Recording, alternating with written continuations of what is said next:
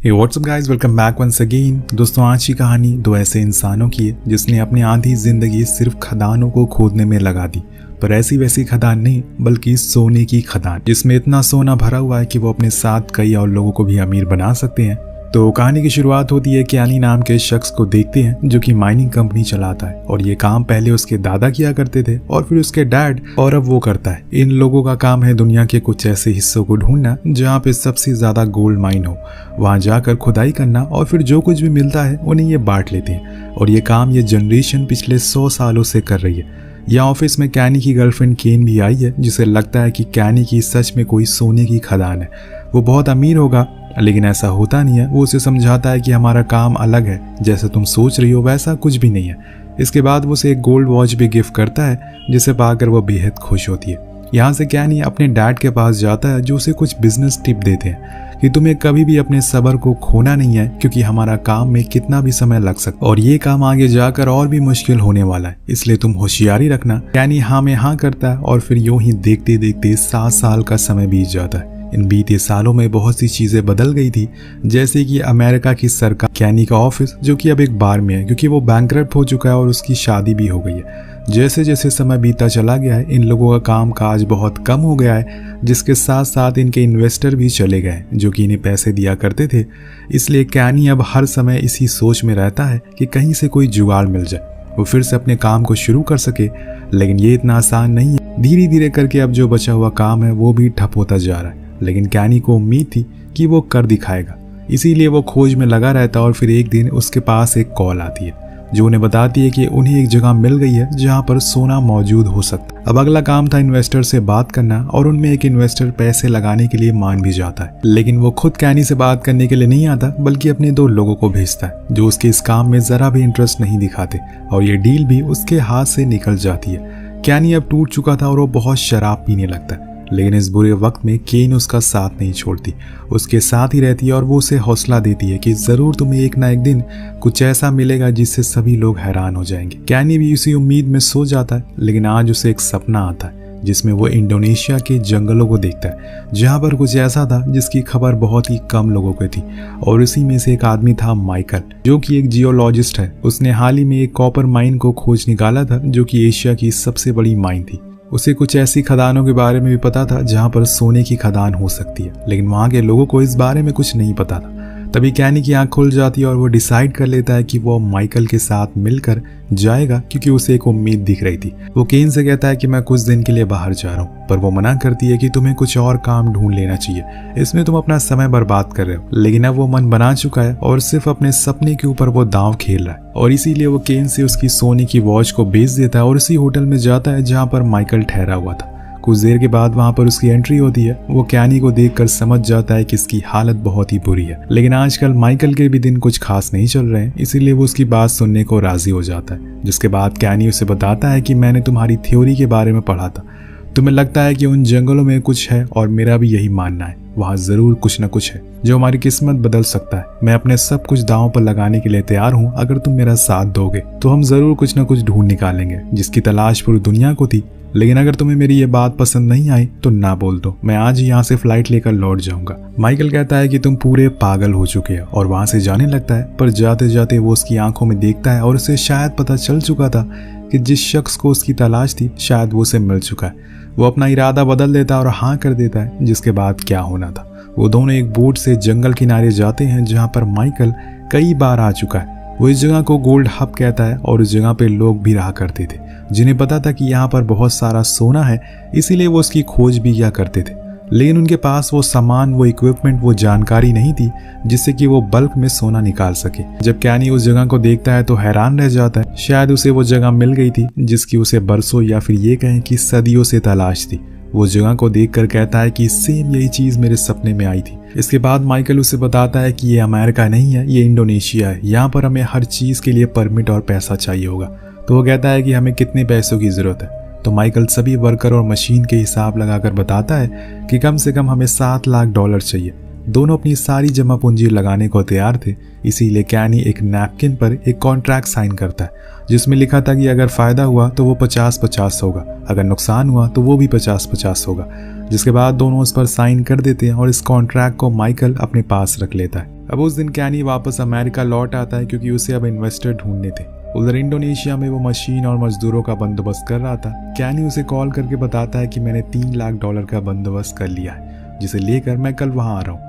वो मान जाता है, हालांकि ये बहुत कम पैसे थे, लेकिन फिर भी दोनों इसी में काम चलाने वाले थे। सभी लोग लग जाते हैं उस जगह पर खुदाई करने के लिए। सभी मशीन भी फिट हो गई थी, सारे वर्कर भी आ गए थे।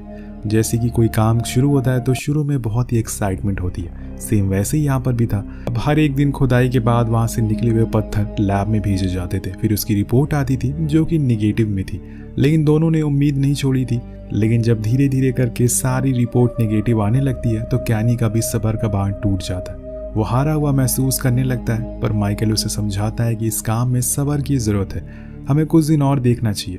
लेकिन जब पैसे खत्म हो गए और वर्कर को भी कुछ नहीं मिला तो वो काम छोड़कर जाने लगते हैं। कैनी उनके सामने हाथ जोड़ता है, उनके पैर पड़ता है, लेकिन वो नहीं रुकने वाले थे और वहां से चले जाते हैं क्योंकि किसी को कोई उम्मीद नहीं थी कि यहाँ पर कुछ मिलने वाला है, क्योंकि 10 दिन से ज्यादा ये सभी लोग यहाँ पर खुदाई कर रहे थे। और इसी बीच कैनी को मलेरिया भी हो जाता है, जो एक दूसरी मुसीबत थी।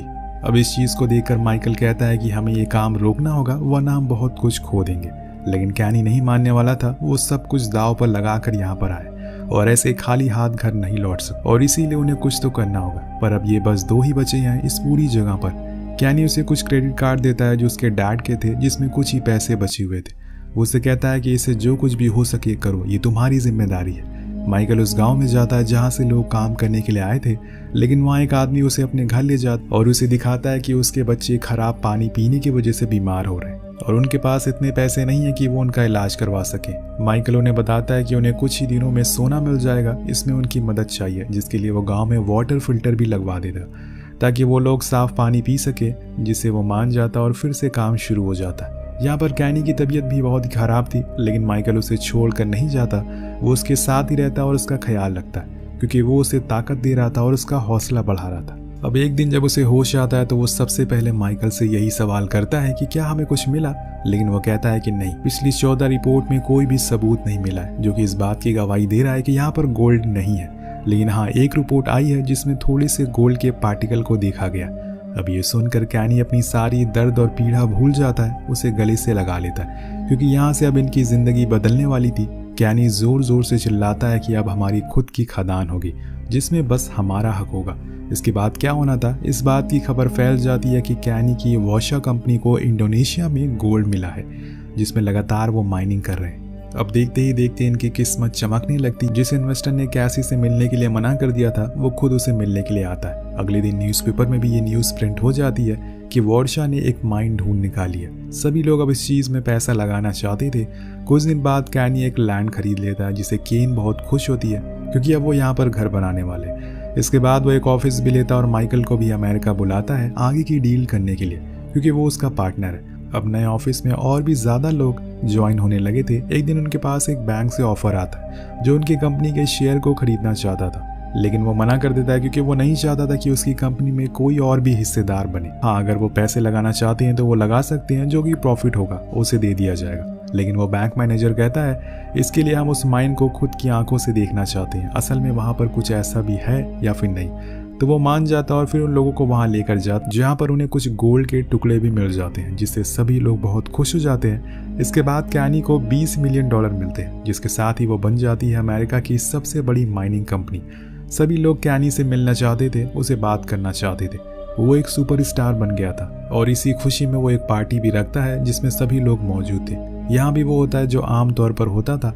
पैसे आने के बाद लोग अपने पुराने यारों को भूल जाते थे। कैनी भी यही करता है, वो केन से दूर होने लगता। जिसने उसका बुरा वक्त में साथ दिया था, वहां मौजूद एक रेशेल नाम की लड़की से वो मिलता है और इस बात से लेकर उसके और केन के बीच में लड़ाई होने लगती है, जिसमें केन उसे कहती है कि ये लोग तब तक तुम्हारा साथ देंगे जब तक तुम्हारे पास पैसे हैं। लेकिन कैनी को कुछ फर्क नहीं पड़ता, वो अपनी ही मस्ती में मगन था। उसकी दुनिया अलग हो गई थी। उसने रेशेल को चुना और केन को छोड़ दिया। लेकिन जैसे कि आपको पता है कि रेशेल एक धोखेबाज किस्म की लड़की है, खूब अय्याशी करता है। वो अपने मकसद को भूल गया था और उसे एक बार जरूर ये सोचना चाहिए कि ये अभी बस कुछ ही गोल्ड मिले हैं। उसे जितने वहां पर रहने वाले लोगों को भी आए दिन मिला करते थे, उसे कुछ बड़ा चाहिए था, तभी वो सबके पैसे लौटा सकता है। लेकिन एक दिन जब वो अपने मिशन पर होता है तो वहां पर उसे मिलने के लिए मार्क हेनरी आता है, जो कि माइनिंग के फील्ड का बादशाह है और कैनी का सबसे बड़ा कंपटीटर भी।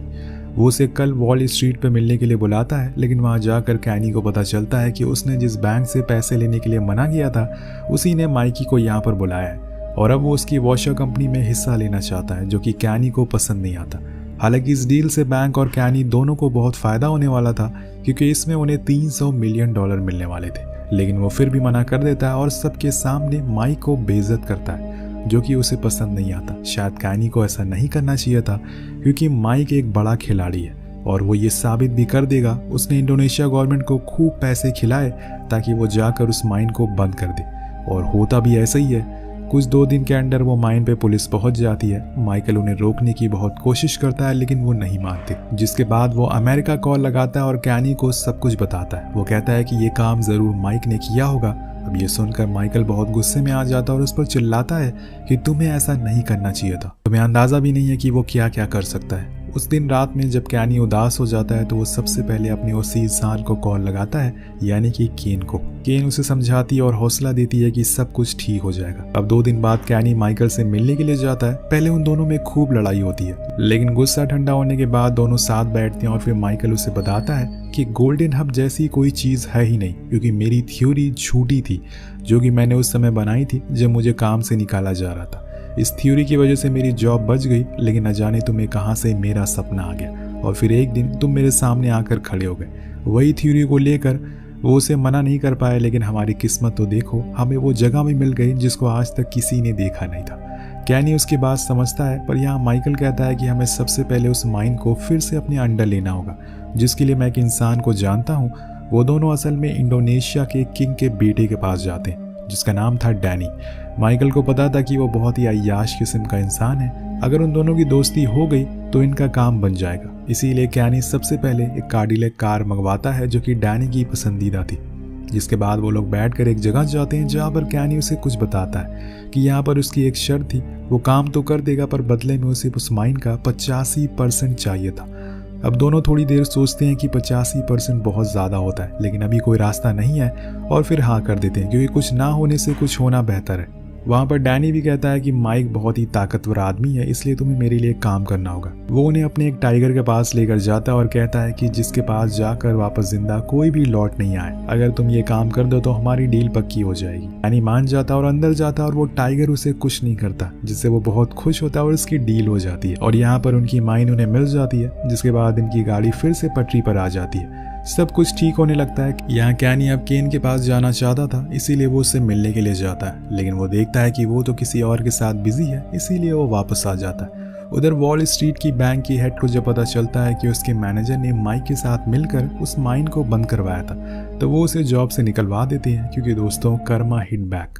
अब एक दिन कैनी को एक पार्टी के लिए इन्विटेशन आता है, जहाँ पर उसे एक स्पीच भी देनी होती है। तो वो अपने बीते दिनों को याद करके रोने लगता है। स्पीच पे खत्म होने के बाद कुछ देर बाद ही माइकल वहां से चला जाता है। और दोस्तों, ये आखिरी बार था जब कैनी ने माइकल को देखा था, क्योंकि जब वो अगले दिन अपने ऑफिस के बाहर पहुंचता है तो वहां पर कई लोग खड़े थे जो कैनी को मारना पीटने लगते हैं। दरअसल उसकी कंपनी बर्बाद हो गई थी, किसी ने उसकी कंपनी के आधे शेयर बेच दिए थे, और वही न्यूज में चलाया जाता है, जिसकी वजह से उसके शेयर प्राइस गिर जाते हैं। कैनी ने सभी के साथ फ्रॉड किया है, क्योंकि जिस गोल्ड माइन को वो निकालता था वो असल में वो रिवर के थे, वो फेक थे। पर उस समय किसी को ये पता ही नहीं था, सभी लोग अपने ही मजे में थे। यहाँ तक कि कैनी को भी इस बारे में कोई जानकारी नहीं थी कि वो असल में गोल्ड नहीं निकाल रहे थे, क्योंकि वो इंडोनेशिया तो बहुत ही कम बार जाया करता था और वहाँ पर ज़्यादा समय माइकल गुजारा करता था। इसके बाद उसके पास एक कॉल आता है, जिसमें उसे बताया जाता है कि किसी आदमी ने उसके $100 मिलियन के शेयर को बेच दिया है। कैनी हैरान हो जाता है, उसे यकीन ही नहीं हो रहा था कि क्या ये सच में माइक ऐसा कर सकता है। खैर, यहाँ पर कैनी के पास कोई ऑप्शन नहीं था, इसीलिए वो गलती को मान लेता और वॉशर कंपनी को बंद कर दिया जाता है। ये उस सदी का सबसे बड़ा स्कैम होता है, जिससे किसी की उम्मीद भी नहीं थी। लेकिन एक दिन जब उसके पास FBI वाले आते हैं तो वो उसे बताते हैं कि उसने अभी तक अपने सारे शेयर को बेचा नहीं है। क्या वही ये सब तो नहीं कर रहा है? लेकिन कैनी मना कर वो बताता है कि किसी ने $160 मिलियन दुनिया के अलग अलग हिस्से में ट्रांसफर किया है। ये शायद तुम्हारा पार्टनर ही हो सकता है, क्योंकि उसे कुछ दिन पहले इंडोनेशिया में आखिरी बार देखा गया था, जहाँ पर उसे आर्मी वालों ने पकड़ लिया और फिर उसे उन्होंने चॉपर से नीचे फेंक दिया। लेकिन कैनी कहता है कि ये झूठ है, वो सिर्फ ड्रामा कर रहा है, सब कुछ उसी ने किया। लेकिन आर्मी वाले कहते हैं कि हमारे पास उसकी पोस्टमार्टम रिपोर्ट है, उसकी लाश आर्मी को जंगल में मिली। खैर अब यहाँ पर कैनी अपने शेयर को बेच देता है और जितने भी पैसे लोगों के थे वो उन्हें दे देता है और वापस अपने घर यानी कि केन के पास लौट आता है, जो उसे देखकर बहुत खुश थी। 2 महीने के बाद उसके पास एक लेटर आता है जिसे खोलने पर उसके अंदर उसे एक नैपकिन मिलती है जिसमें उसने माइकल को कॉन्ट्रैक्ट साइन करवाया था। उसके साथ उसमें $80 मिलियन का चेक भी था, जो किसी और का नहीं बल्कि माइकल ने भेजा था, क्योंकि वो अभी भी जिंदा था और वो इतना बड़ा स्कैम करके भाग निकला। लेकिन उसने कैनी को धोखा नहीं दिया, उसने प्रॉफिट का आधा हिस्सा उसे दे दिया जैसे कि उन्होंने वादा किया था।